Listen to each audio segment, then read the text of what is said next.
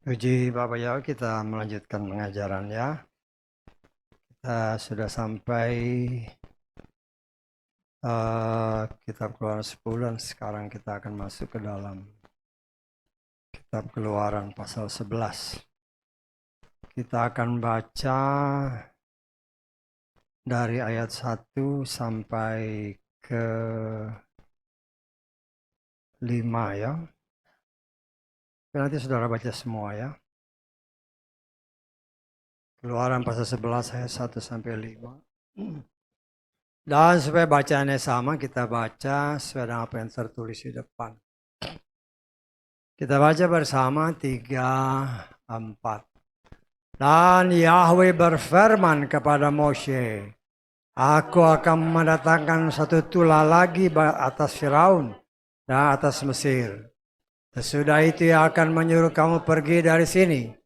Ketika dia benar-benar menyuruhmu pergi, dia akan sungguh-sungguh mengusirmu dari sini. Sekarang katakanlah ke telinga umat itu, biarlah setiap pria meminta dari tetangganya dan setiap wanita dari tetangganya perkakas perak dan perkakas emas. Dan Yahweh menganugerahkan kemurahan kepada umat itu di mata orang Mesir. Lagi pula Mose adalah seorang yang terpandang di tanah Mesir, di mata hamba-hamba Firaun dan di mata rakyatnya. Dan Moshe berkata, beginilah Yahweh berfirman, pada waktu tengah malam aku akan keluar ke tengah-tengah Mesir. Dan setiap anak sulung di tanah Mesir akan mati. Dari anak sulung Firaun yang duduk di tahtanya, sampai kepada anak sulung hamba perempuan yang ada di belakang batu kilangan, dan setiap anak sulung hewan. Amin. Silakan duduk. Puji Bapa Yahweh, kita mengucap syukur oleh kasih kemurahan Tuhan yang sangat luar biasa, sehingga Dia senantiasa berkenan ya untuk terus-menerus mengajar kita melalui kebenaran firman ya. Karena melalui firman itulah kalau kita sungguh-sungguh membacanya, meneliti dan menggalinya, maka kita akan mendapatkan pengetahuan dan pengenalan yang penuh akan Tuhan. Ya. Karena banyak orang yang menjadi orang percaya atau menyebut diri orang Kristen, tapi tidak mengenal Tuhannya dengan benar. Ya. Nah, ini kita harus melihat dengan kacamata yang sesuai dengan firman. Ya. Dan kita melihat Tuhan itu sesuai dengan apa yang Dia nyatakan. Dia adalah Tuhan yang cemburuan. Cemburu ya. Yang membalas kejahatan setiap orang sampai kepada keturunan ketiga dan keempat. Dan kalau tidak diputuskan ya terus sampai berpuluh-puluh keturunan. Ya. Nah, karena itu kita diajar sebagaimana tadi dalam ayat-ayat pembukaan. Tuhan dengan jelas menyatakan dalam kitab Efesus pasal 4 tadi, Dia telah memberikan kepada gerejanya, ya, kepada gerejanya yaitu saudara dan saya. Ya, kita sudah belajar tentang gereja yang berasal dari kata Portugis, ya. Tetapi kelihatannya kata-katanya lebih tepat pakai yang bahasa Yunani yaitu eklesia, ya, dipanggil keluar, ya, ek dan kaleo, dipanggil keluar dari tengah dunia. Setelah dipanggil keluar, dikeluarkan dari gelap kepada terang, baru diajar. Kita tanggap ya. Jadi kita harus perhatikan baik-baik. Karena banyak yang kita lihat sekarang ini Banyak gereja yang memang mengajar bagus. Tetapi harus mengerti dulu bahwa orang yang diajar ini sudah dikeluarkan dari gelap atau masih dalam kegelapan. Kalau dia masih ada di dalam kegelapan, mau diajar 10 tahun pun dia tetap tidak mengerti. Ya. Karena itu dengan kata eklesia dipanggil keluar dari kegelapan. Ya. Dipanggil keluar dari cengkeraman si jahat. Baru diajar, baru bisa ngerti. Saya tanggap ya. Nah, sehingga dengan demikian gereja, kita ini gereja. Kita ini eklesia, orang-orang yang dipanggil keluar. Kenapa? Karena kita sudah belajar bahwa sebagaimana tertulis bahwa dunia ini dikuasai oleh si jahat. Ya. Atmosfernya jahat. Karena itu kalau kita tidak dilindungi dengan kuasa Tuhan, maka cepat atau lambat kita akan menjadi jahat. Saya tanggap ya. Seperti yang pernah beberapa kali saya beri contoh. Ya. Saudara beli telur bebek. Saudara masukkan ke dalam tanah liat yang sudah dicampur garam. Setelah 3-4 hari, dia akan menjadi asin. Karena lingkungannya asin. Karena itu kita diajar sebagaimana yang juga kemarin diumpamakan. Supaya kita menjadi seperti ikan laut yang hidup. Ikan laut yang hidup ya, bukan ikan laut yang mati. Ikan laut yang hidup di laut, selama dia hidup, dia tidak akan pernah jadi asin. Walaupun lingkungannya asin. Karena itu kita diajar oleh Tuhan. Ya. Pergaulan yang buruk bisa merusakkan kebiasaan yang baik. Ya. Ya tadi ngomong-ngomong di bawah, saya cuma nguping-nguping aja ya. Ya. Kita harus sangat berhati-hati.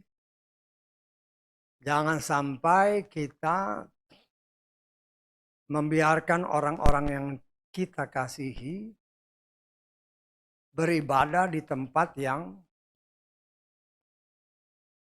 tidak sesuai kehendak Tuhan. Apalagi beribadah di tempat di mana yang dipanggil itu nama ilah lain. Ya, karena Tuhan itu cemburuan. Kita lihat dalam Keluaran 23 ayat ke-29 ayat 13.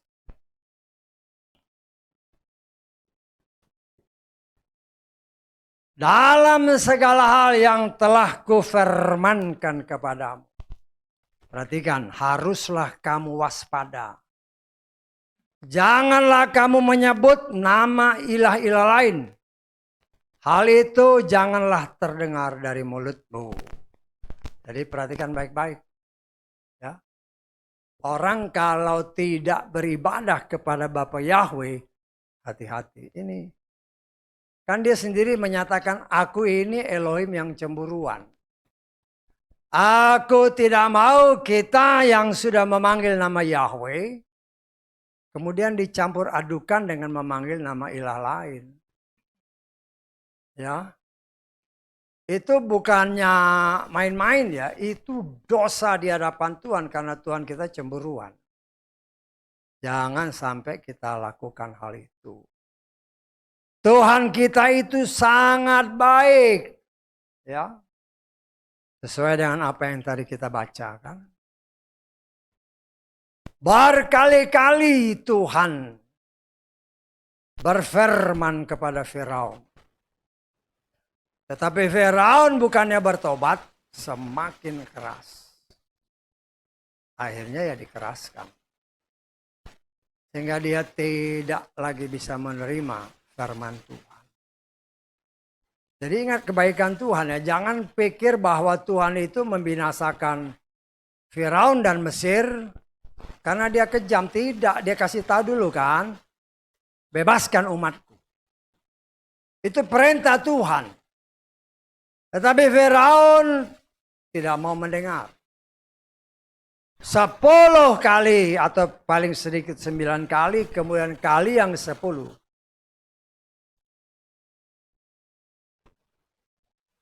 Hukuman yang terakhir terjadi. Kenapa yang tadi kita baca? Ada tulah yang Tuhan rencanakan sebagai tulah yang terakhir. Tetapi Tuhan yang saudara dan saya sembah adalah Tuhan yang sangat baik. Walaupun dia punya rencana untuk membinasakan, dia kan ngomong. Dia perintahkan Mose kasih tahu si Firaun. Semua anak yang sulung, baik dari manusia maupun dari binatang, akan dibinasakan. Kan Tuhan ngomong. Ya. Tapi apa yang kita lihat? Firaun tidak mau mendengar. Ya. Itulah kebaikan Tuhan. Segala sesuatu yang mau dia kerjakan, apalagi yang berupa hukuman, dia kasih tahu dulu. Kan dari 9 tulah yang sudah kita pelajari, kan Tuhan kasih tahu. Bebaskan umatku. Kalau enggak aku kasih air jadi darah. Tetap keras kepala ya, air jadi darah. Bebaskan umatku. Ya. 9 tulah sudah dilaksanakan. Bukan semakin baik, tetapi semakin dikeraskan atau semakin mengeraskan hati. Karena kita melihat dari sisi, ya kita coba melihat dari sisi si Firaun. Firaun bisa aja kita atau saya tafsirkan. Ya. Dari tulah pertama sampai tulah ke-9, loh Tuhan baik. Hukum dibebasin, betul nggak? Dia hukum, dia kembalikan normal. Dia hukum, dia kembalikan normal. Hukum, dikembalikan normal. Seolah-olah, kali ini pun pasti kayak begitu. Bisa tangkap mau saya? Itu pikiran manusia kayak gitu. Kan sama, kita juga seperti itu. Bikin dosa, nggak apa-apa kecil-kecilan, Tuhan juga ngerti. Betul nggak? Karena kita menganggap enteng kasih Tuhan. Tuhan memang berkata, aku memang kasih. Elohim itu kasih. Ingat kasih Tuhan, tetapi juga ingat kekerasan Tuhan. Ya. Di dalam kitab Amos pasal ketiga, kita baca ayat ke-7. Amos pasal 3 ayat 7. Sebab Tuhan Yahweh, perhatikan ayatnya baik-baik, tidak akan melakukan apapun kecuali Dia telah menyatakan rahasianya kepada hamba-hambanya, para nabi. Ya. Sebelum dia melaksanakan apa yang dia kehendaki kepada bangsa Mesir dan Firaun, nabinya sudah diutus, yaitu Mose, kasih tahu si Harun. Siapa si Firaun? Kasih tahu. Ya. Tetapi kita melihat,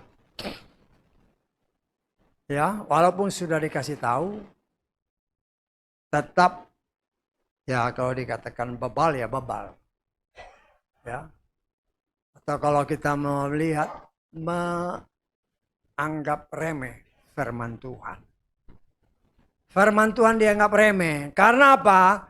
Karena hanya melihat dari satu sisi yang senantiasa ditonjolkan oleh manusia, termasuk Firaun bahkan sampai saat ini, kan Tuhan Maha Kasih. Loh kalau Tuhan Maha Kasih, terus mau seenaknya, ya nggak bisa. Ya nggak bisa. Ya. Karena itu kita diajar oleh Tuhan untuk memiliki pengenalan yang penuh tentang karakter Tuhan. Dia memang mengasihi. Tetapi ingat, dia setia sama firman-Nya. Kalau kita mengasihi Tuhan, berarti kita taat sama firman-Nya. Itu kan firman Tuhan. Kalau engkau mengasihi aku, kata Yeshua, lakukanlah firman. Kalau kita menyatakan kita mengasihi Bapa Yahweh, ya lakukanlah firman-Nya. Karena dia setia sama firman, bukan setia sama kita ya. Kalau kita melanggar firman-Nya, ya, maka penghukuman pun terjadi. Nah, saudaraku yang dikasihi oleh Bapa Yahweh, dalam kitab Amos tadi jelas. Tuhan sudah memberitahu sebelum dia melaksanakan apa yang ada dalam hatinya, khususnya untuk menghukum manusia. Dari awal, dari Nuh, zaman Nuh kan. Nuh sudah dikasih tahu. Ya memang yang dikasih tahu itu hanya orang pilihan. Ya. Dan kita melihat Nuh memang tahu, dengan keluarganya tahu. Terus orang lain nggak dikasih, orang lain melihat pekerjaannya. Tapi bukannya mereka percaya dan membantu Nuh, bahkan mungkin mengejeknya. Bahkan mungkin menyatakan orang ini sudah kurang beres. Ya. Karena ya kita bisa menafsirkan. Bisa aja dahulu belum pernah ada hujan. Bisa tangkap maksud saya? Kan ada ayat-ayatnya. Ya. Yang menyatakan bahwa ya memang tidak disebut pada zaman Nuh itu, sebelum dia bikin kapal-kapal segala macam, apakah ada hujan? Ya. Belum pernah disebut bahwa ada hujan, ya. Sehingga kalau kita melihat di dalam Kejadian pasal 2 ayat ke-5, 5 dan 6. Adapun segala tanaman di ladang belum ada di bumi, dan segala tumbuhan di ladang belum tumbuh. Kenapa? Karena Yahweh Elohim belum menurunkan hujan ke bumi, dan belum ada manusia untuk mengerjakan tanah. Ya, bisa aja kita menafsirkan pada zaman Nuh, ya. Mungkin hujan belum ada. Yang ada hanya kabut yang naik. Saya tangkap maksud saya. Sehingga tidak pernah terbayangkan baik oleh Nuh dan orang yang hidup pada zamannya akan ada air bah. Belum, tidak terpikir. Karena berdasarkan ayat-ayat ini. Ya kita boleh nafsir ya, boleh aja. Karena kan nggak ada ayat-ayatnya yang menyatakan. Hujan itu nanti ketika Nuh sudah selesai, baru Tuhan buka semua tingkap-tingkap di langit, turun hujan. Ya, surprise lah orang-orang itu. Kok bisa ada ayat dari langit? Ya dasarnya ayatnya ini. Saya tanggap. Nah, saudaraku yang dikasih oleh Bapa Yahweh, Tuhan memberitahu kepada Nuh. Kenapa? Karena Nuh bergaul dengan Tuhan. Sebagaimana tertulis. Dan Yesus dengan jelas menyatakan, kepadamu dibuka, kepada murid-muridnya. Ya. Murid-murid adalah orang yang sungguh-sungguh melakukan firman. Itulah definisi murid sebagaimana yang Yeshua katakan. Ya. Kamu adalah murid-muridku, ya. Jadi kita harus melihat dari berbagai macam sudut, ya. Kita baca dalam Yohanes pasal 8 ayat 31 dan 32. Kemudian Yesua berkata kepada orang-orang Yahudi yang telah percaya kepadanya, jika kamu tetap tinggal di dalam firman-Ku, kamu adalah benar-benar murid-murid-Ku. Kamu akan mengetahui kebenaran. Kebenaran itu akan memerdekakan kamu. Kamu akan tahu firman. Ya. Yesus berbicara beberapa kali diingatkan. Kepadamu, kepada murid-murid, kepada mereka yang ada. Senantiasa berkumpul dengan dia. Rahasia firman dibuka. Tetapi kepada orang luar, hanya dengan perumpamaan. Karena perumpamaan, banyak orang yang menafsirkannya salah. Ya, banyak orang yang menafsirkan salah. Ya, sehingga yang kita sudah dibuka, artinya ada yang kiasan, ada yang benar, sehingga kita nggak tertipu. Ya, kan banyak orang-orang yang menamakan dia orang percaya. Dunia ini datar berdasarkan kitab Yesaya. Ya, kasihan amat. Ya, kan firman Tuhan di dalam kitab Yesaya berkata bahwa ya mereka menafsirkan dunia ini datar. Nah, tetapi kan oleh kasih kemurahan Tuhan dia berkenan singkapkan. Sehingga kita tidak akan pernah tersesat dengan pengertian-pengertian kita sendiri. Ya. Dan kita boleh mengetahui akan kehendak Tuhan dengan benar. Ya. Karena kalau berdasarkan tafsiran-tafsiran kalau hanya asal menafsir, karena itu kan perumpamaan, kepada mereka diberikan perumpamaan. Yesus akan ngomong gitu kan, masih ingat kan? Lah terus termasuk ayat ini, kita baca di dalam Yesaya 40 ayat 22. Perhatikan ayatnya baik-baik. Dia yang duduk di atas bulatan bumi. Ingat ya. Di atas bulatan bumi. Bahkan yang tinggal di dalam adalah seperti belalang dan seterusnya. Kita hanya mau menekankan ini yang menjadi landasan mereka. Bumi itu datar. Kalau di sini nggak kelihatan. Ya pakai bahasa Inggris. Coba kita lihat bahasa Inggrisnya.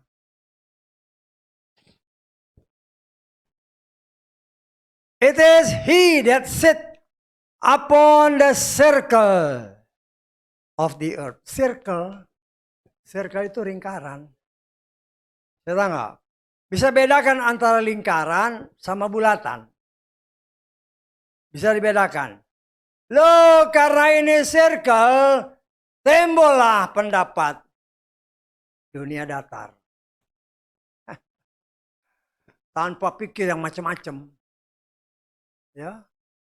Loh, kalau kita ambil kayak begitu, letterlock kayak begini, ini yang saya katakan kiasan. Kalau Yesua berbicara, akulah pokok anggur yang benar. Kan dia ngomong gitu kan? Apakah Yesua pohon anggur? Itu kiasan. Saya tanggap. Ya. Banyak kiasan-kiasan.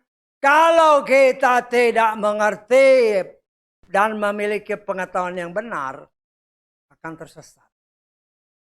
Ya. Kalau dunia itu datar kayak begini, pasang lampu satu aja. Semuanya sama kan. Terang semua. Bisa tangkap maksud saya? Ya. Kalau lampunya dimatiin, semua mati. Contoh. Jam segini, ini jam berapa? Jam 4:30 kan? 4:30 di Indonesia, waktu Indonesia bagian barat. Kalau kau punya saudara di Amerika di ujung sebelah sana. Malam dia. Udah jam 5 pagi. Gelap. Loh, kalau dunia ini datar, tidak mungkin satu gelap, satu terang. Dan kalau dunia ini datar, berarti di ujung dunia itu ada jurang yang dalam sekali. Bisa tanggap? Dan saya belajar sekian puluh tahun ilmu bumi dari kita belajar ilmu bumi kelas berapa? SD. Nggak pernah itu ada jurang. Kenapa? Penafsiran yang sama sekali nggak ada hikmat. Dan sayangnya banyak orang yang ikut. Ya. Karena kita belajar dan oleh kemurahan Tuhan, diberikan pengenalan yang penuh dan benar. Sesuai dengan apa yang tertulis dalam kitab Efesus pasal 4. Melalui para rasul, para nabi, para gembala, para pengajar, para penginjil, 5 jawatan. Supaya kita kenal apa yang Tuhan mau kita ketahui. Apakah itu kiasan? Apakah itu sesuatu yang benar? Yang nyata. Sehingga dengan demikian kita tidak akan pernah bisa tertipu. Ya. Dan kita melihat di sini saudaraku yang dikasih oleh Bapa Yahweh. Ya. Betapa luar biasanya Tuhan. Tuhan mau kasih lihat kepada bangsa Israel, khususnya kepada Moshe dan Harun. Sebagai 2 orang yang diutus Tuhan untuk menyelamatkan bangsa Israel dari perbudakan. Kita harus ingat dan tanamkan dalam hati kita sungguh-sungguh. Bahwa Moshe maupun Harun, mereka pun baru kenal Tuhannya. Ya. Selama 40 tahun lebih, Moshe dididik secara Mesir. Dia tidak boleh dikatakan tidak pernah mengenal siapa itu Yahweh. Kemudian setelah dia keluar dari tanah Mesir, masuk ke tanah Midian, kawin dengan istrinya yang Tuhan berikan oleh seorang imam yang ada di sana. 80 tahun total baru dia kurang lebih dipanggil oleh Tuhan memperkenalkan diri. Akulah Yahweh. Ya. 80 tahun dia nggak pernah kenal Tuhan. Karena yang dia sembah itu pasti dewa-dewa yang boleh kita tafsirkan, dewa-dewa matahari yang disembah di Mesir sana. Dia tidak pernah melihat mujizat-mujizat yang dilakukan oleh Tuhan yang disembah oleh leluhurnya, Bapak Abraham, Yitzhak, dan Yakub. Sehingga ketika dia melihat Tuhan mulai menampakkan diri dengan api yang ada di semak belukar, dia terheran-heran. Ini ada api, tapi semaknya nggak terbakar. Dan saya menafsirkan itu tidak ada asap. Bisa tanggap? Kan kalau pepatah dunia di mana ada asap pasti ada api. Kan? Atau ada api, ada asap. Tetapi karena api ini tidak ada yang dibakar, tapi ada api. Dia heran. Semak terbakar, ada api di semak-semak kok nggak kebakar. Ya, tiba-tiba ada suara. Disitulah pertama kali dia mendengar suara Tuhan. Disitulah Tuhan memperkenalkan dirinya, akulah Yahweh, Elohim leluhur. Sehingga semua mujizat-mujizat yang Tuhan kerjakan termasuk 9 tulah yang telah dia kerjakan, dilakukan kepada bangsa Mesir. Bukan saja bangsa Mesir takjub dan takut. Tetapi Moshe dan Harun, saya menafsirkan mereka juga heran. Ya. Baru mereka percaya bahwa Yahweh yang disembah oleh leluhur mereka adalah Tuhan yang Maha Kuasa. Tetapi dia juga melihat, dia juga heran. Dihukum, dipulihkan. Dihukum, dipulihkan. 9 kali hukuman. Pemulihan demi pemulihan terjadi. Tetapi tidak ada pertobatan dari si Firaun. Dan ini pun ya akan terjadi pada zaman akhir ini. Begitu banyak ya kita kenal dalam kitab Wahyu kan. 7 gereja, semua di luar Israel. 7 materai, 7 sangkakala, 7 cawan. Ya. Nah, Tuhan buka semuanya. Ya, hukuman diberikan oleh Tuhan ketika sangkakala, ketika cawan ditumpahkan. Tapi tidak ada yang bertobat.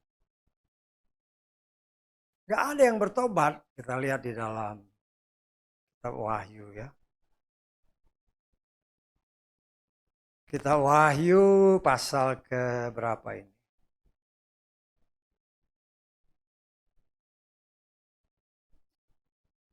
Kita lihat di dalam Wahyu pasal ke 16 ya.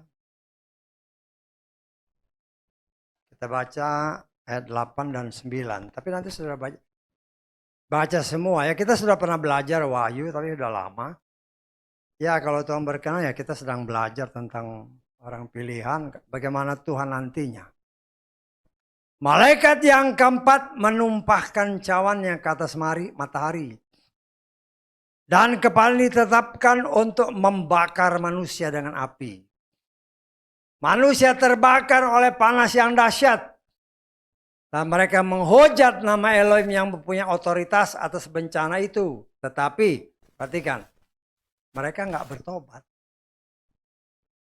Jadi jangan kita heran apabila sekarang mulai timbul apa? Krisis panas, bumi semakin panas. Lu jangan heran ini sudah diungkapkan oleh Tuhan itu akan terjadi bahkan lebih dahsyat. Tapi sekarang kita melihat ya dengan kelakuan manusia sendiri. Ingat ya, semua ini terjadi panas bumi dan segala macamnya. Itu ulah manusia. Bukan sesuatu yang asal jadi begitu, tidak ya. Kita melihat di dalam kitab Yesaya pasal 24.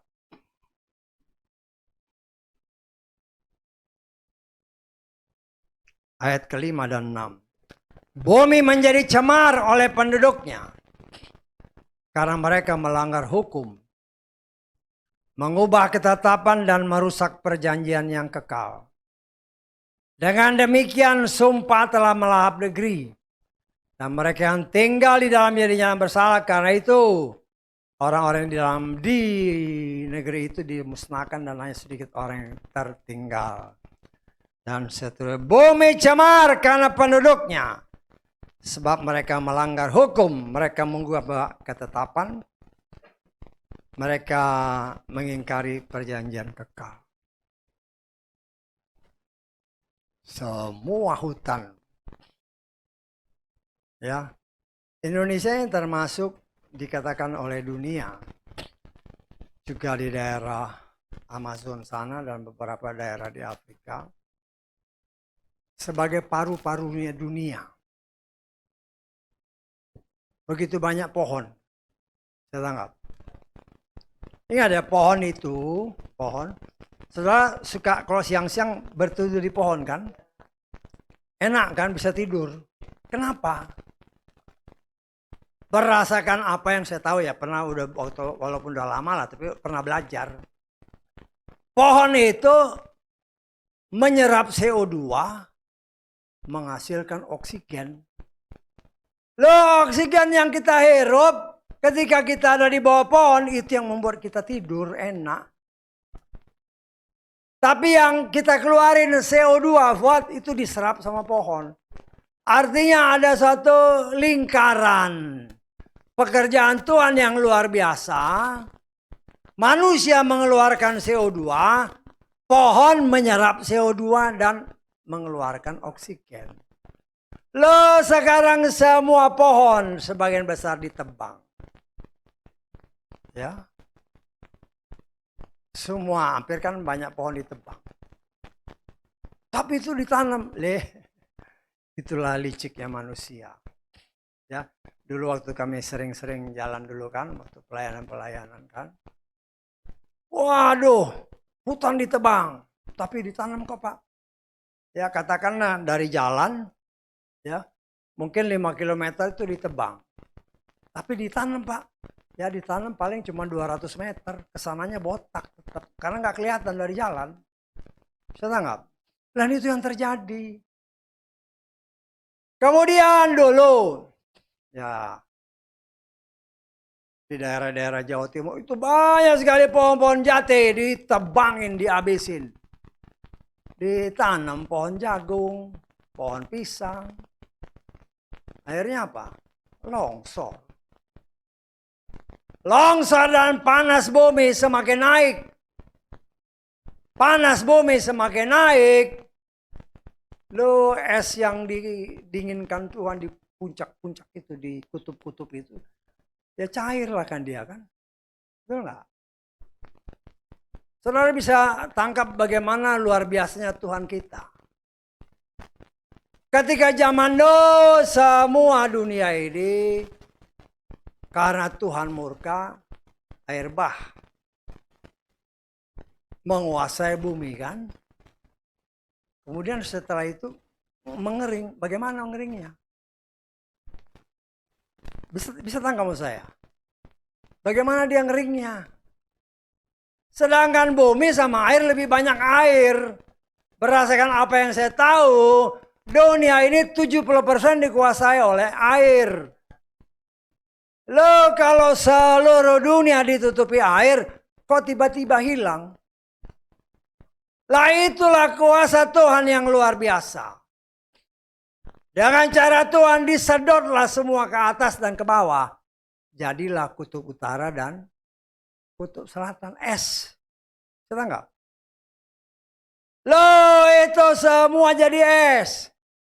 Tetapi karena temperatur semakin naik, ya esnya mulai mencair. Jangan heran apabila beberapa waktu ini kan,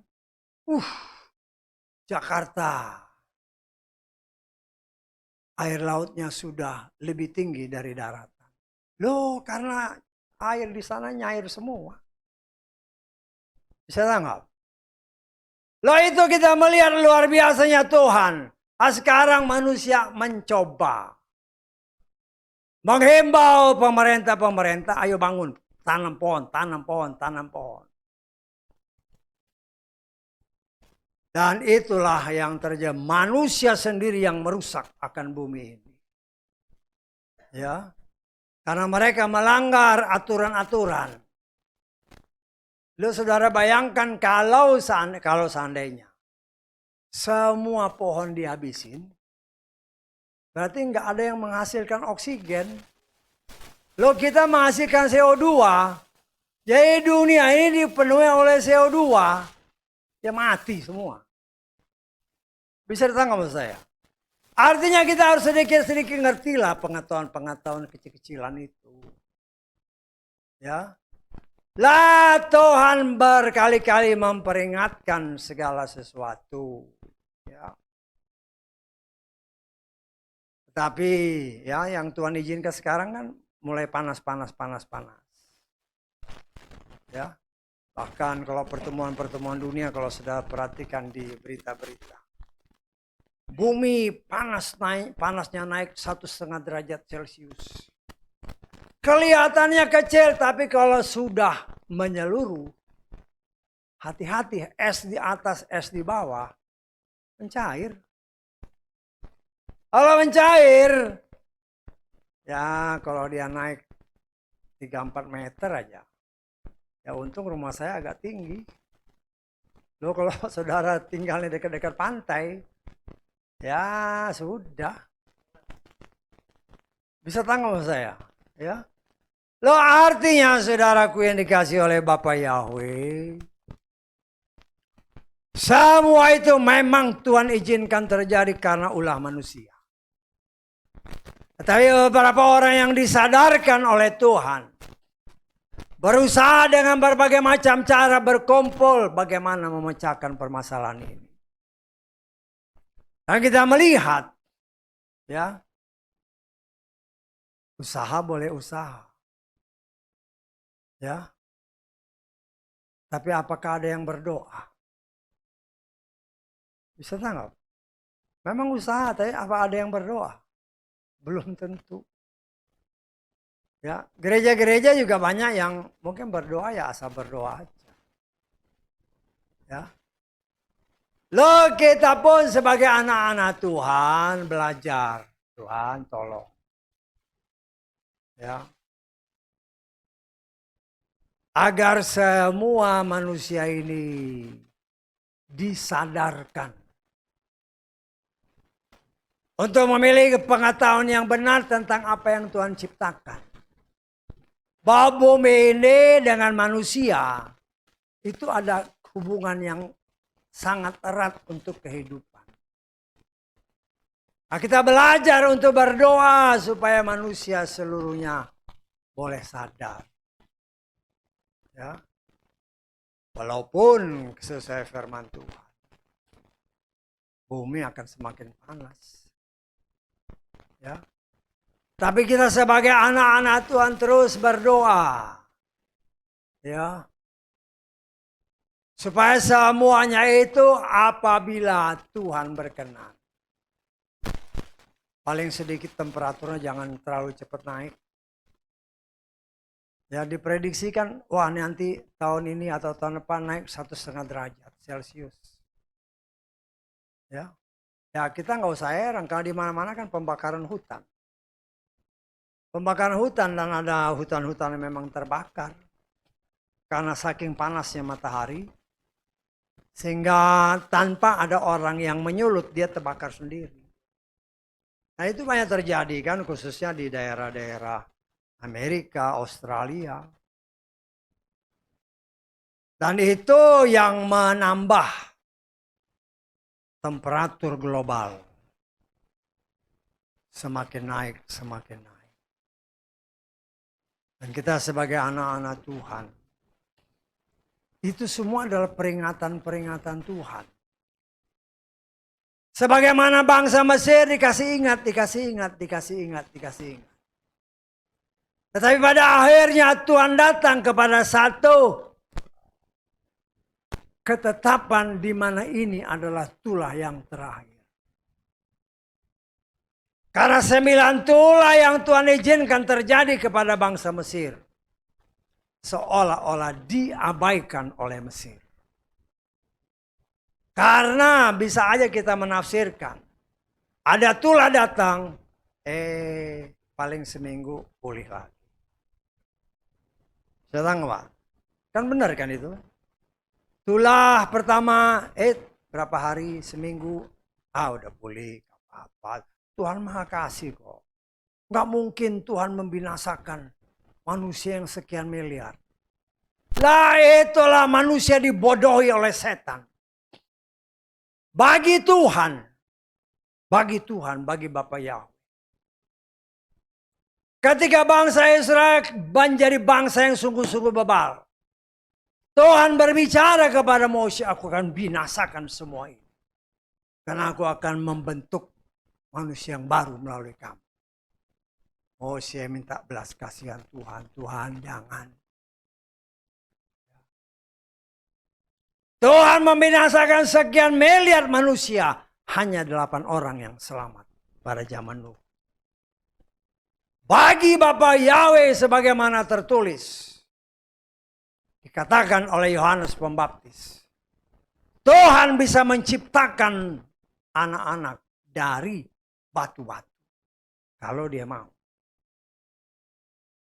Daripada manusia yang diciptakan serupa dan segambar dengan dia, tetapi bertentangan bahkan melawan firman Tuhan. Tuhan gak sayang, dia bunuh aja. Buat apa barang yang tidak berguna?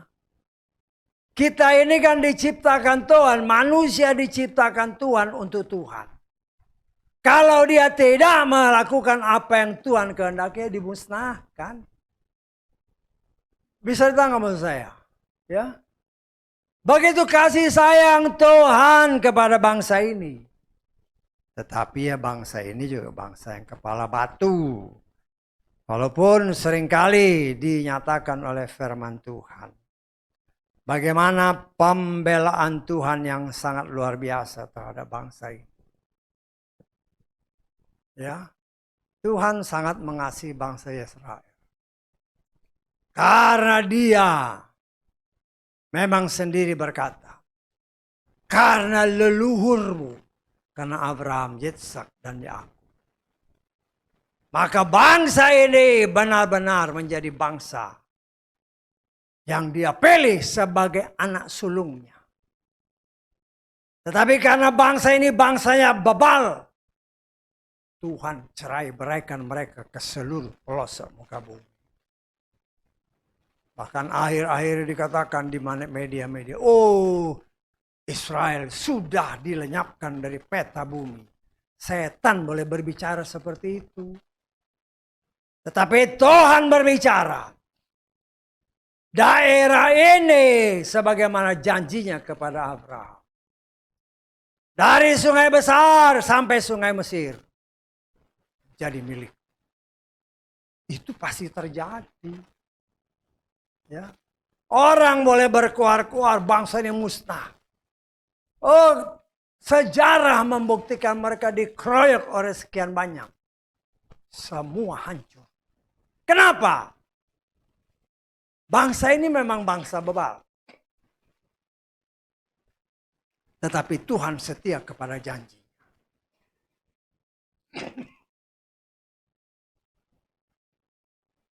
Jelas dia berbicara. Kita lihat dalam Keluaran 14 ayat 14.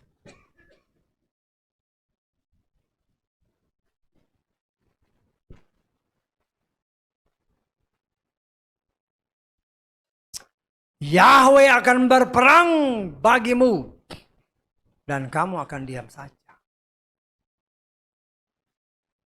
Loh, ini terjadi sampai detik ini.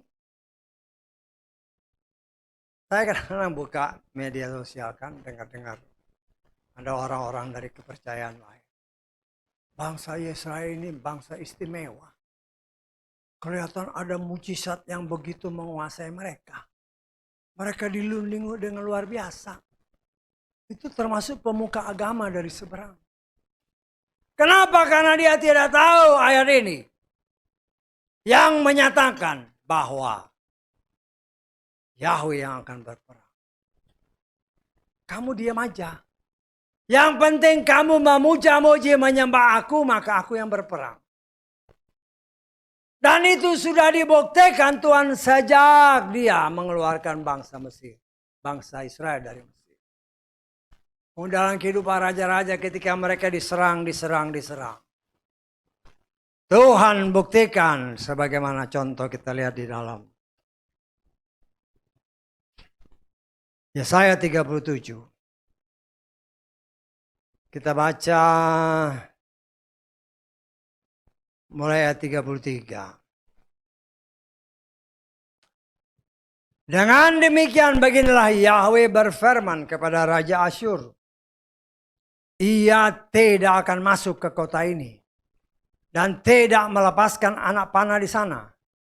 Ataupun datang ke hadapannya dengan perisai. Ataupun menimbun tanah pengepungan di sekelilingnya. Dia akan kembali dengan cara yang sama ketika dia datang.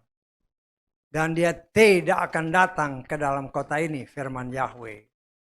Sebab aku akan mempertahankan kota ini untuk menyelamatkannya. Demi kepentinganku dan demi kepentingan hambaku Daud. Perhatikan.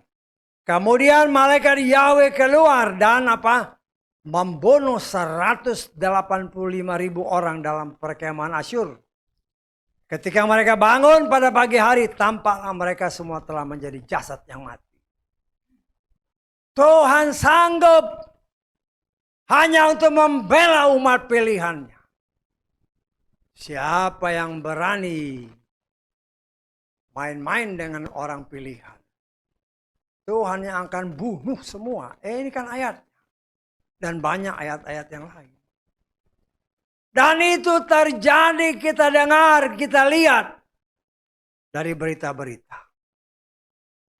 Tuhan yang sama masih bekerja dengan cara yang sama.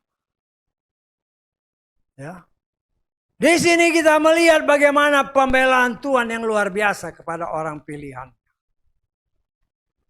Dia sudah kasih lihat kepada Mose dan kepada Harun. Bagaimana dia adalah Tuhan yang maha kuasa. Yang tetap setia kepada janjinya. Walaupun orang pilihannya bebal. Bangsa Israel kan bangsa bebal. Ya, artinya kita itu seperti itu. Bahkan mungkin lebih lagi. Bebal. Bebal artinya orang yang kepala batu dan yang tidak pernah mau mendengar saran orang. Ya.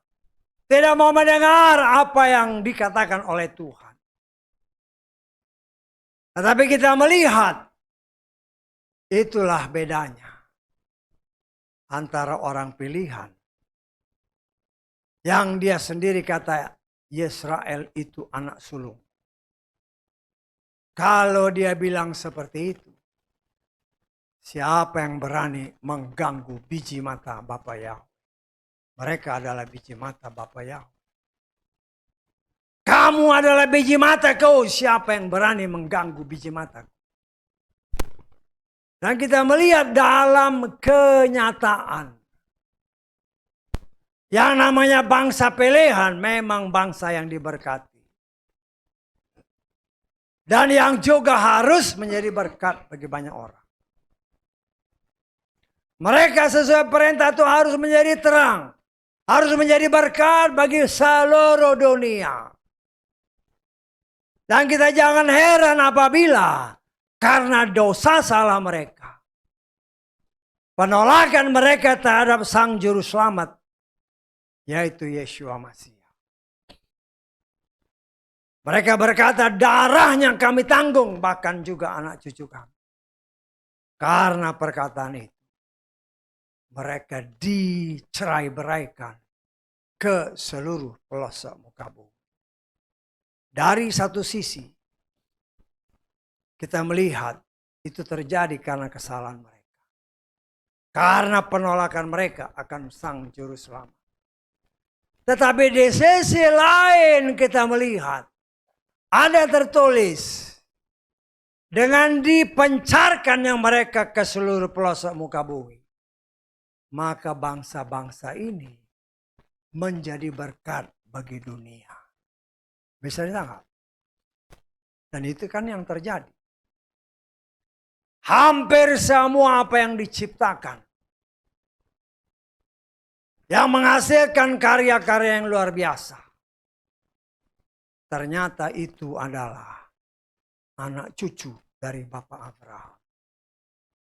Keturunan dari Bapak Abraham. Dan dunia mengakui itu. Dunia mengaku itu. Dari sekian banyak penerima Nobel Prize. Lebih dari separuh adalah orang dari sana. Walaupun dari suku bangsa lain. Karena bangsa ini kan dipecah. Tapi kalau diurut ternyata masih ada DNA yang berasal dari Bapak Abraham. Dan itu berlaku sampai saat ini. Kita melihat dunia karena memberontak terhadap firman. Tuhan ingatkan, kalau engkau tidak dengar firman, kalau engkau tidak melakukan firman, maka semua anak sulung, baik manusia atau binatang, dibinasakan oleh Tuhan. Loh, Tuhan sudah ngomong. Tuhan sudah ngomong. Tapi Firaun kan seolah-olah tidak mendengar, menganggap enteng peringatan Tuhan. Tetapi Tuhan memang sudah berjanji kepada Mose, masih satu tulah lagi, satu wabah lagi yang akan aku turunkan kepada bangsa ini. Sehingga karena wabah ini bangsa itu, bangsa Mesir akan membiarkan engkau pergi. Tetapi, kasih tahu kepada semua laki-laki, semua perempuan Bani Israel. Datangi tetangga-tetangganya, orang-orang Mesir. Minta semua emas-emas, perak-perak, permata-permata, semua barang-barang yang indah-indah. Karena itu janji Tuhan kepada Bapak Abraham. Ingat ya, Mose mungkin tidak tahu akan janji Bapak Yahweh kepada Bapak Abraham. Tetapi Bapak Yahweh tidak lupa janjinya kepada Bapak Abraham. Kita lihat di dalam kitab Kejadian pasal ke-15 ayat ke-14. Bangsa itu, bangsa Mesir ya. Tidak, di sini belum disebut bangsa Mesir. Yang akan mereka layani, aku juga akan menghukumnya. Sesudah itu, perhatikan ini. Mereka akan keluar dengan harta kekayaan yang besar. Jadi Tuhan sudah ngomong kepada leluhurnya Bapak Abraham. 400 tahun lebih yang lalu, Tuhan sudah ngomong kepada Bapak Abraham. Nanti anak cucumu setelah masa perbudakan, mereka akan keluar, tapi dengan harta kekayaan yang besar. Mose tidak pernah tahu janji ini, nggak pernah tahu dia.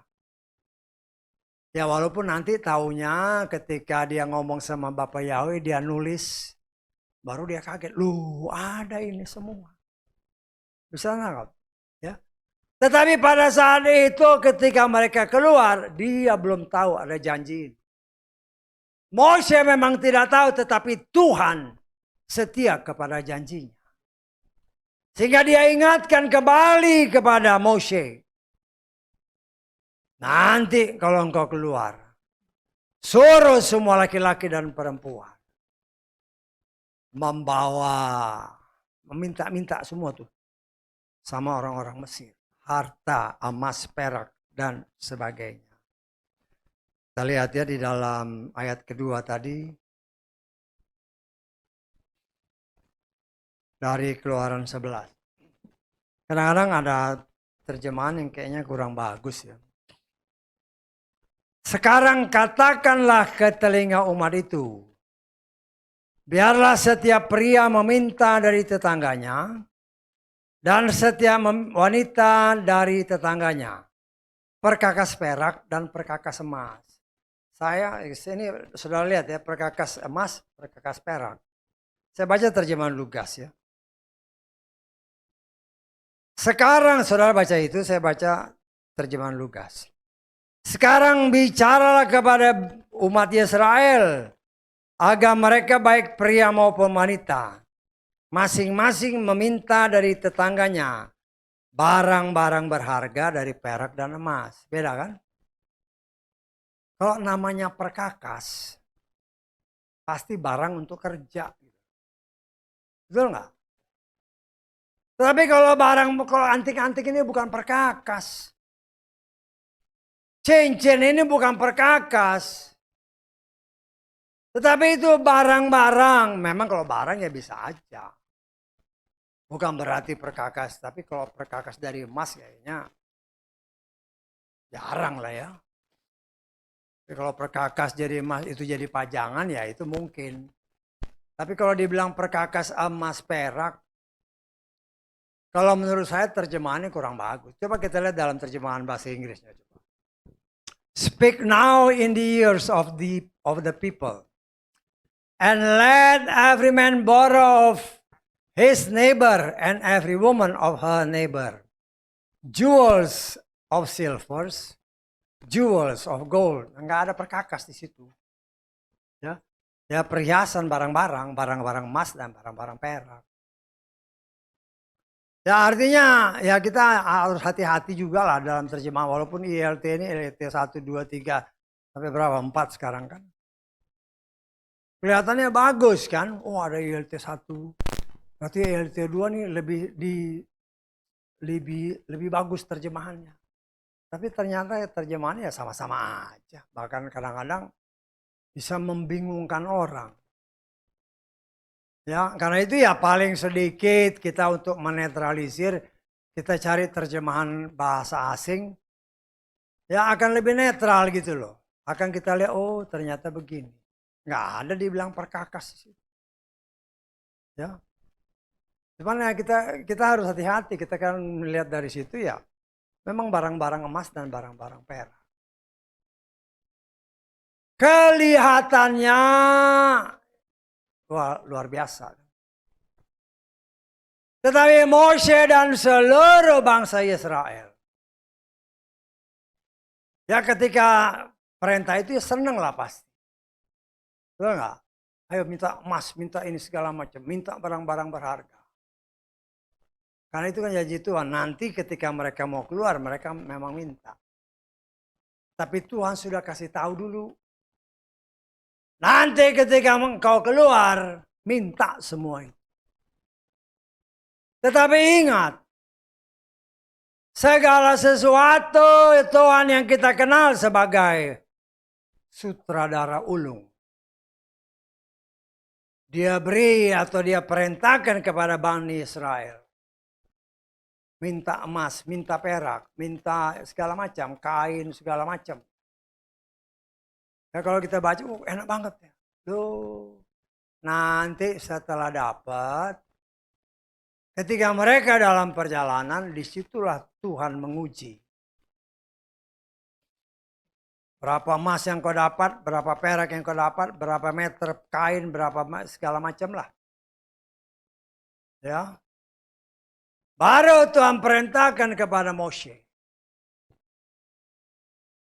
Minta semua orang Israel yang tergerak. Tuhan gak maksa ya. Nanti kita akan masuk ke sana. Minta emas, perak, ya semua yang mereka dapat dari Mesir. Untuk apa? Untuk membangun bait Tuhan. Untuk membangun tabernakel Tuhan. Yang semuanya khususnya yang ada di dalam ruang kudus dan ruang maha kudus. Itu semua dari emas. Mutiara-mutiara pun dipakai di sana. Termasuk di baju-baju para imam. Nah di situ kita melihat. Tuhan memang memberkati bangsa ini melalui orang Mesir. Tetapi ada saatnya Tuhan meminta. Bukan minta-minta, minta kerelaan kita. Ya. Siapa yang tergerak untuk memberi? Dan firman Tuhan jelas. Kalau nanti kita masuk ke sana. Mereka dengan sukacita memberi. Sehingga apa yang dikatakan di dalam Lukas pasal 6, kita lihat ayat 38. Berilah, maka akan diberikan kepadamu. Suatu takaran yang baik yang telah dipadatkan, yang telah digoncangkan dan yang terlimpah. Mereka akan memberikan kepelukanmu. Sebab dengan ukuran yang sama yang kamu mengukurkan, hal itu akan diukurkan kembali kepadamu. Jadi semua firman itu Ada keterkaitan. Tapi kita percaya bahwa ya, segala sesuatu apabila kita benar-benar memiliki pengetahuan, pengenalan yang penuh akan Tuhan, maka semua perintah-perintah Tuhan akan dengan hati yang tulus kita lakukan. Ya. Tanpa diperintah dalam hati ini, karena di hati ini sudah tertanam firman-Nya, maka dengan hati yang penuh sukacita, kita belajar untuk melakukan semua yang Dia perintahkan. Ya, itulah kehendak Tuhan bagi saudara dan saya. Ya. Mengenal Tuhan dengan penuh dan benar. Ya, banyak orang kan, orang-orang Nasrani kan. Orang-orang Kristen. Memang rajin ke gereja. Tetapi banyak yang, ya apalagi dengan media-media yang ada. Kadang-kadang timbul rasa bagaimana ya. Kalau dibilang kasihan juga kurang tepat. Tetapi kalau dilihat, kenapa orang ini begitu sulit untuk mengakui nama Tuhan. Bahkan mereka senantiasa juga menolak Yahweh. Siapa itu Yahweh? Ya. Siapa itu Yahweh? Bahkan ngotot bahwa nama Tuhan yang orang lain itu diakui sebagai nama Tuhannya. Nah, kita sudah baca dari dalam kitab Keluaran 23 ayat 13. Jangan keluar nama ilah lain dari mulutmu. Tetapi mereka punya berbagai macam alasan. Ya. Walaupun alasannya macam-macam, tapi tetap engkau menyebut nama yang disembah oleh orang lain. Ya. Dan kita melihat di sini banyak mereka yang mempunyai pengetahuan teologi yang tinggi-tinggi. Dengan berbagai macam ulasan, sejarah, segala macam. Walaupun kebenaran sejarah itu pun dipertanyakan. Tapi karena mereka mau berdasarkan buku ini, karangan si ini. Ini begini. Saudaraku yang dikasihi oleh Bapa Yahweh. Saya percaya inilah saatnya Tuhan sebagaimana kepada Moshe. Sekian ratus tahun bangsa Israel tidak mengenal Yahweh. Dan kita di Indonesia ini. Berapa tahun? Mungkin belum 400 tahun. Karena tergantung dari terjemahan yang dulu kan. Mungkin tahun 18-an atau ya mungkin 18-an. Artinya 1800. Ya. Karena orang menerjemahkan dengan nama yang dianggap sama. Akhirnya itu diakui sebagai kebenaran. Pengetahuan palsu. Tapi dianggap sebagai kebenaran. Dan kita mengucap syukur itu dibuka oleh Tuhan bagi kita. Dan itu memang terjadi. Ya. Coba saudara keluar katakanlah ke negara-negara lain. Di Malaysia aja mereka sudah dilarang memanggil nama yang dipanggil oleh kepercayaan seberang. Ya. Coba katakanlah mungkin di Cina, mungkin di Eropa, di Amerika.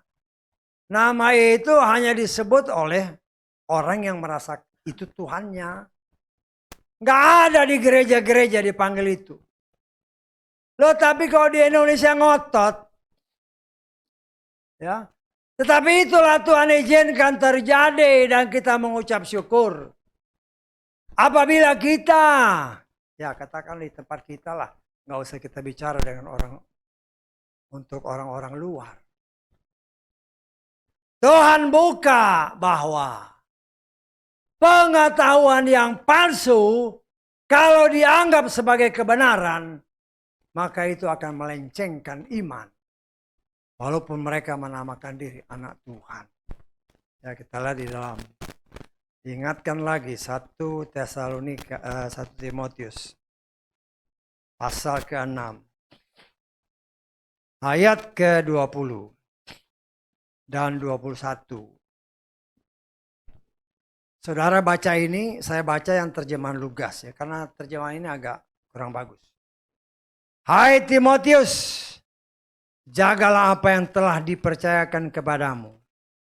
Hindarilah percakapan kosong yang bersifat duniawi dan perdebatan-perdebatan mengenai pengetahuan palsu yang oleh beberapa orang diakui sebagai kebenaran sehingga mereka menyimpang dari iman.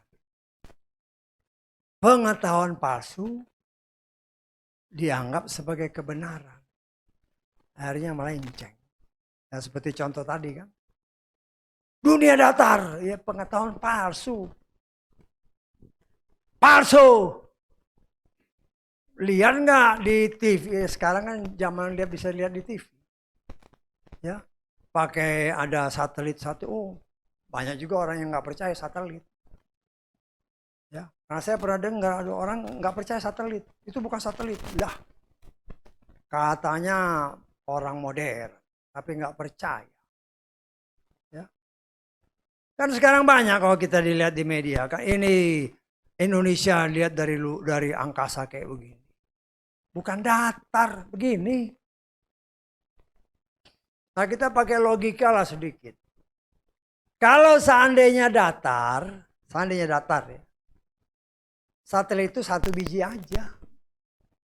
Bisa menjangkau semua. Saya tanggal. Loh, tapi kalau bulan begini, 1 di sini, 1 di sini. Kalau satelitnya di sini nggak bisa dapat di sini. Makanya dia bikin di sini satelit 1, di sini 1. Jadi bisa seluruh dunia. Pengetahuan palsu dianggap kebenaran, banyak pengikutnya lagi. Ya sudah, melenceng dari iman. Nah, kita melihat di sini, saudaraku yang dikasih oleh Bapak Yahweh. Tuhan adalah Tuhan yang sangat mengasihi bangsa pilihannya, yaitu Israel. Saudara dan saya adalah orang-orang yang memperoleh kasih karunia Tuhan. Sehingga banyak rahasia-rahasia kebenaran firman yang berkenan Tuhan singkapkan bagi kita. Untuk kita memiliki dasar pengetahuan iman yang benar, yaitu Yeshua Masih. Sehingga pengajaran-pengajaran palsu yang banyak diajarkan di gereja, dengan berani kita menolaknya. Kan banyak kan ajaran-ajaran macam-macam. Ya, termasuk penyembah-penyembah Yahweh, ya kelihatannya sih benar. Tapi kalau setelah diteliti lebih baik, kok mulai menyimpang. Ya, tapi ya itu urusan mereka. Karena pemurnian terus-menerus sedang Tuhan kerjakan, terlebih pada zaman akhir. Tinggal kita. Tuhan, sebagaimana Tuhan berbicara kepada Mose, aku akan memusnahkan semua anak sulung, baik manusia maupun binatang. Dan itu pun Tuhan sudah tulis dalam kitab Wahyu. Ya. Bahwa dunia ini memang akan dihancurkan Tuhan. Tetapi Tuhan berjanji sebelum dihancurkan, kita akan memerintah bersama dengan Dia. Sehingga apabila orang di dunia saat ini mengatakan mau kiamat, itu tidak sesuai firman Tuhan. Walaupun banyak orang Kristen, oh mau kiamat, ikut-ikutan. Ya, kan banyak seperti itu. Kita mengimani oleh kemurahan Tuhan, kita akan memerintah di muka bumi ini 1000 tahun lamanya.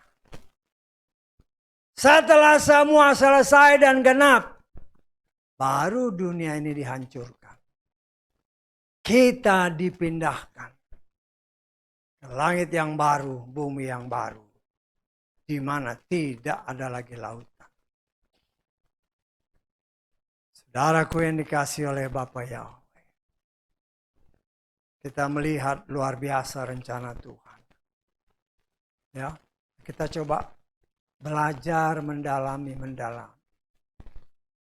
Ya, banyak kan orang kalau cerita Nuh pasti orang tahu lah, betul nggak?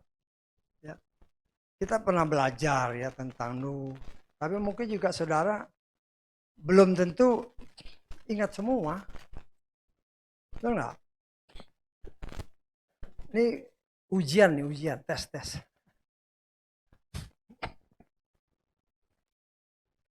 Waktu dunia dipenuhi air, zaman Nuh ya.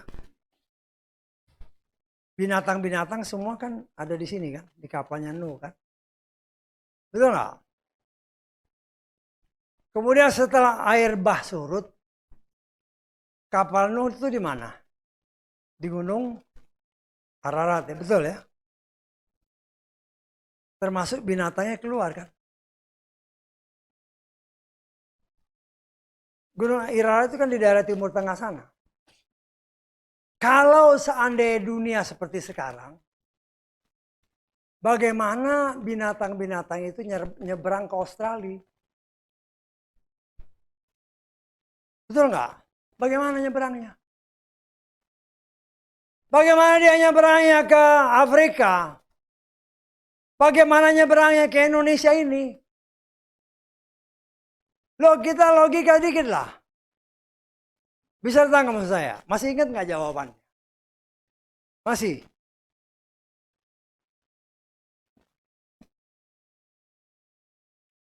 Semua harus tertulis. Walaupun kalau diberitahu, belum tentu semua orang percaya. Belum tentu semua orang percaya. Ya, nggak mungkin yang namanya kan mereka di arah sana. Oke lah dia bisa jalan sampai di Malaysia kan. Lo dia nyebrang kemari pakai apa? Apalagi nyebrang ke Australia pakai apa? Bisa tangkap maksud saya? Nah kalau hal-hal ini ditanyakan, walaupun kita pernah belajar, saudara harus benar-benar ingat bahwa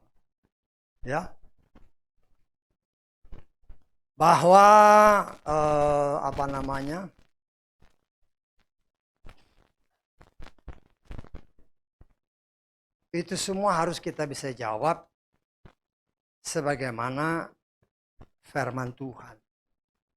Jangan sampai kita salah. Jangan sampai kita salah. Saya tangkap maksud saya. Ya. Nah ini sebagai untuk refreshing. Kita sudah belajar soalnya. Saya cuma ngetes saja. Lo kan ini logika nih. Kapalnya di Ararat. Semua binatang di situ kan. Luar. Terus yang di Australia bagaimana? Dari mana binatangnya? Betul nggak?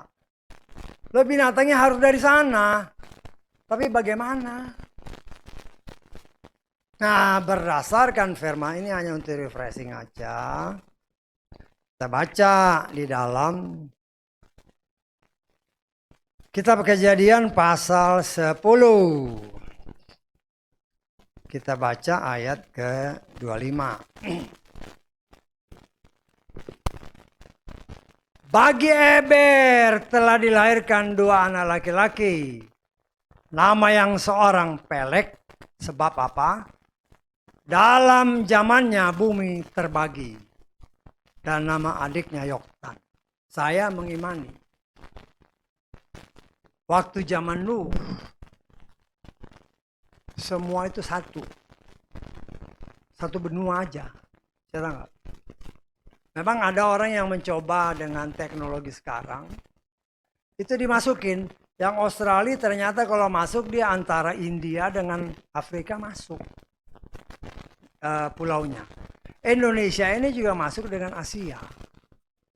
Jadi satu. Termasuk Irian-Irian itu masuk semua jadi satu. Artinya semuanya satu daratan. Tetapi berdasarkan ayat ini, pada zaman ini terbelah. Bagaimana caranya kita nggak tahu. Ya, bagaimana caranya kita nggak tahu.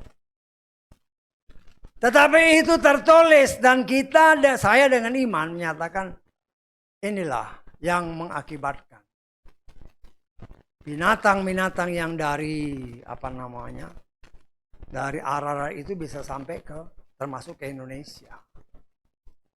Sedangkan jadi harus ingat-ingat sedikit. Ya ini kan pengetahuan yang sepele. Tapi kita harus ngerti. Sehingga disinilah kita melihat Tuhan yang saudara dan saya sembah adalah Tuhan yang Maha Kuasa. Ya.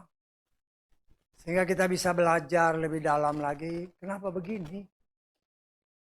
Ya. Mungkin banyak orang yang tidak pernah menyinggung masalah itu. Bahkan mereka, ini bumi sudah usia sekian juta tahun. Loh iya 1 juta tahun, 2 juta tahun. Tapi kalau berdasarkan ayat ini, ya tadinya satu, baru pada zaman ini terbelah. Kalau dia tidak satu, jangan harap di Australia itu ada binatang-binatang. Nggak mungkin. Kalau manusia mungkin, karena bisa bikin kapal. Tetapi binatang-binatang yang ada di pulau-pulau itu kan, itu dengan sendirinya ada. Cuma karena bumi sudah pecah, ya mereka menjadi penduduk tetap di sana. Sehingga kita sebagai anak-anak Tuhan dapat memiliki pengetahuan, pengenalan yang penuh akan Tuhan. Semua apa yang Tuhan janjikan di dalam kitab Kejadian Keluaran ini. Kita harus melihat kenapa begini Tuhan. Kenapa orang nanti kan jelas dikatakan. Bapak Abraham dikatakan oleh Bapak Yahweh. Orang yang memperbudak kamu akan dihukum. Kan begitu dalam ayat Kejadian 15 tadi. Dan kenyataannya memang bangsa Mesir dihukum. Dan kita melihat hampir semua bangsa yang pernah menjajah bangsa ini akan dihukum. Itu janji Tuhan. Dan kita melihat saudaraku yang dikasih oleh Bapak, betapa kasih Tuhan kepada anak sulungnya. Artinya apabila kita pun mau hidup sebagai murid Tuhan dengan mentaati firman-Nya, maka Dia pun akan memelihara kita sesuai dengan janji-janji firman. Karena itu jangan pernah mundur dari Tuhan. Dunia sedang berusaha memisahkan kita dari kasih Tuhan. Dunia berusaha menarik kita dengan segala daya tarik yang memang mengenakan daging. Tetapi semua yang mengenakan daging ada tertulis Tuhan benci. Tetapi anak-anak Tuhan seringkali tidak mau mengerti dan seolah-olah aku kan masih hidup di dunia. Ya. Tuhan memberikan banyak peringatan termasuk iklim. Seperti saya katakan tadi. Itu semua sebagai tanda-tanda peringatan Tuhan.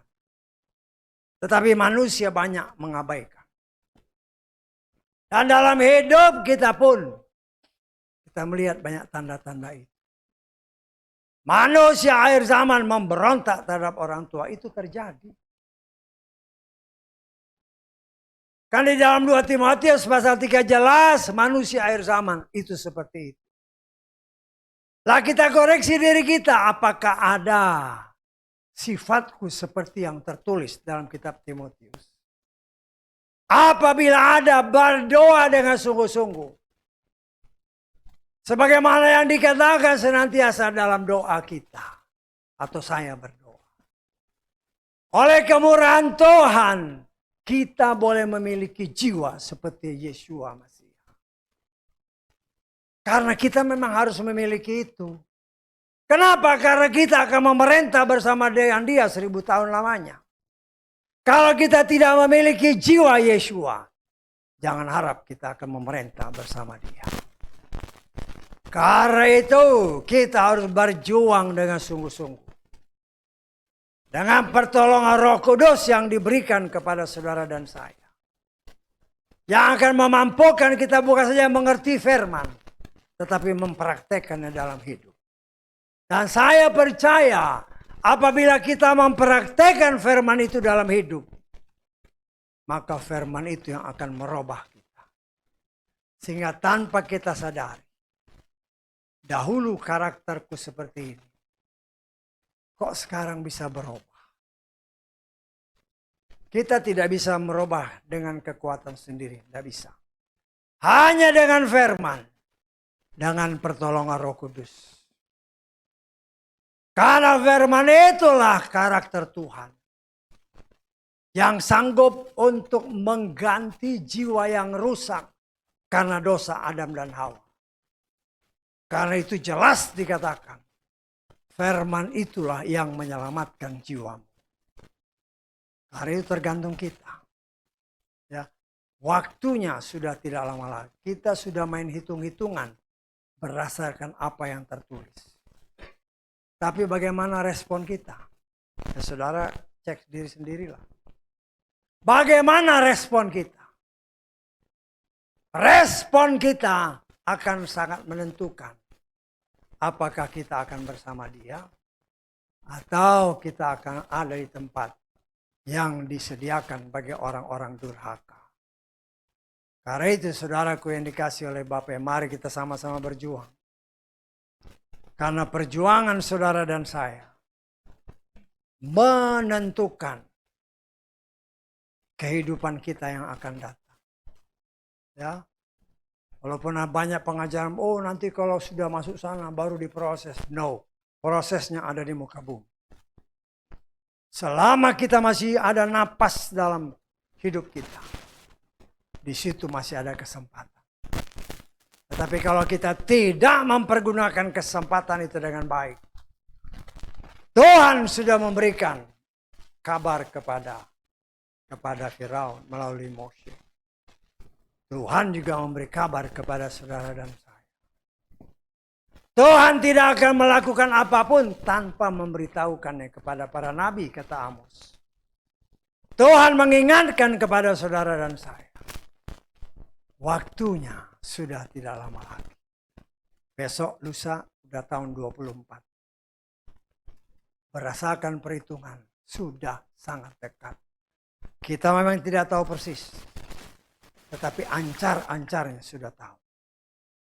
Hari itu mari kita sama-sama berjuang. Tapi saudaraku, suamiku, dan sebagainya. Berdoa untuk mereka. Jangan paksa. Berdoa kalau mereka umat pilihan. Tuhan sanggup menyelamatkan. Karena berdasarkan apa yang tertulis. Abraham pun punya banyak saudara. Abraham pun punya banyak anak. Tetapi tidak semua dipilih oleh Tuhan.